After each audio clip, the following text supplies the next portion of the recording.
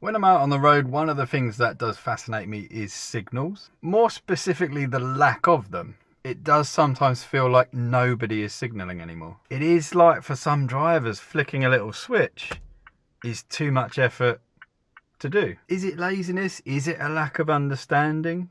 Or is it something deeper? An attitude problem may be baked into bad habits behind the wheel.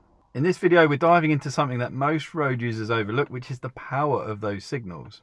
There's 7 types, 8 if you include the hazards, that we can give as road users. Now, I bet you've probably thought of about 3 of those, which is your brakes, your indicators, and of course, your road positioning. But of course, throw in arm signals, horn, flashing lights, reverse lights. Many of these signals are overlooked. Every one of these is a form of communication, a signal that says, this is what I intend to do.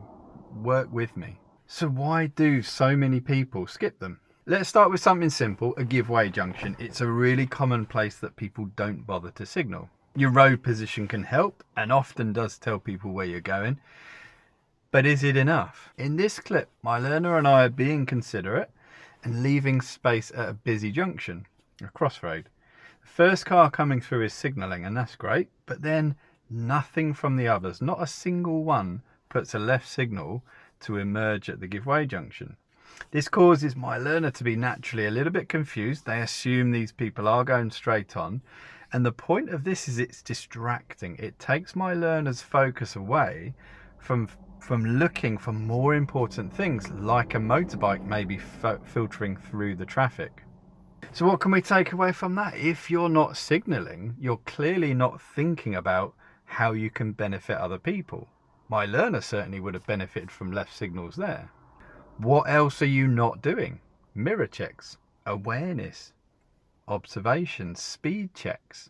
Where does it stop? It starts with a missed signal, but it says a lot about how that person is actually driving and the thought they're putting into it.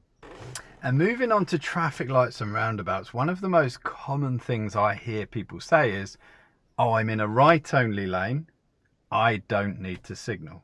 What I always ask my learners is, how does everyone outside the car know where you're going? You're sat on, most times, a faded bit of paint that says you should turn right. Those pedestrians over there, are they from the area? Do they know that's a right-only turn? How can you say there's no one to benefit and it's obvious what I'm doing? And the proof of it comes in this clip. So my learner is turning right at the traffic lights. The lights are changing and this car turns right with no signal. A quick flick of the indicator and the whole moment plays out very differently, but my learner got confused here. He dealt with it very well, but the confusion was caused. Now people will say, oh, it's your learner. Learners get confused. Well, same junction, different direction of traffic, and look at this van driver, clearly confused. He's on a right arrow, which means he doesn't need to stop, but gets confused by someone coming towards him without a signal. And then people will say, oh, it's an isolated incident. Well, here's exactly the same thing this week. Another van driver clearly confused by people not indicating to show where they're going. Now, I don't blame these van drivers. I looped back round with my learner to demonstrate that right turn and why it would have felt confusing for those van drivers, and the vehicle in front, no surprises, decide they don't need to bother signalling. As we complete our turn, most people are signalling, but 1 or 2 isn't. And my learner said, yeah, that really doesn't feel very nice when they're not signalling. Again, for the sake of, I don't think it's that difficult. This is exactly how small moments can snowball into bigger events. The second van there, nearly got rear-ended. And Norwich drivers, I need a word with you. There's 2 roundabouts in particular where for traffic flow you're actually allowed to turn right in the left-hand lane, which is very unusual. This one here, which is near the business centre south, and it's this one here, which is near Longwater Shopping Centre. And absolutely almost nobody signals to go right when they do this in the left-hand lane, and I do not understand why.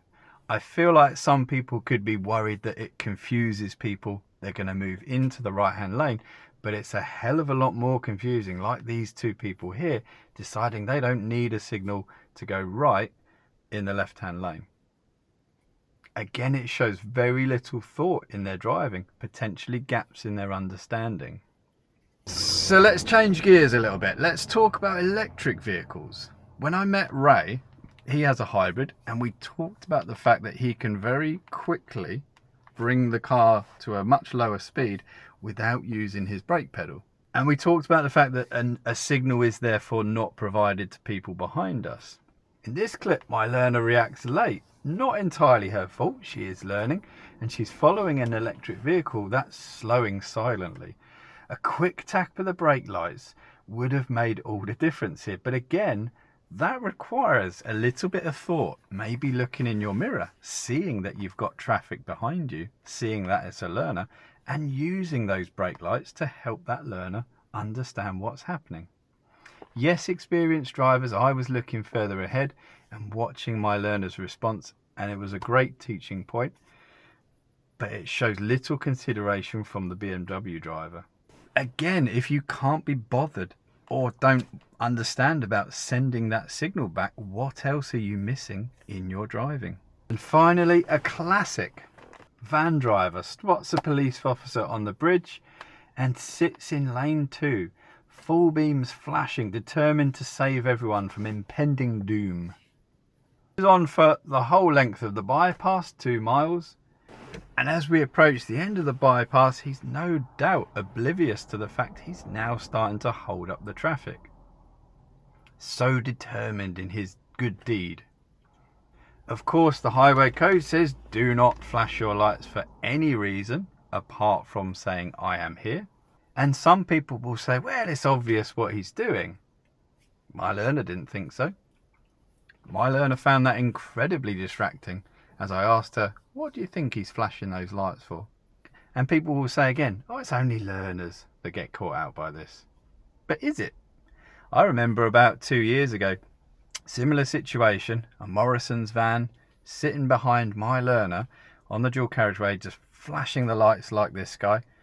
And I actually ended up pulling into a service station because I thought there was a problem with my car. When it found out that there wasn't, I then clicked what he'd probably been sending to the opposite side of the carriageway. Obvious to him, not obvious to me. So look, here's the thing, signals matter.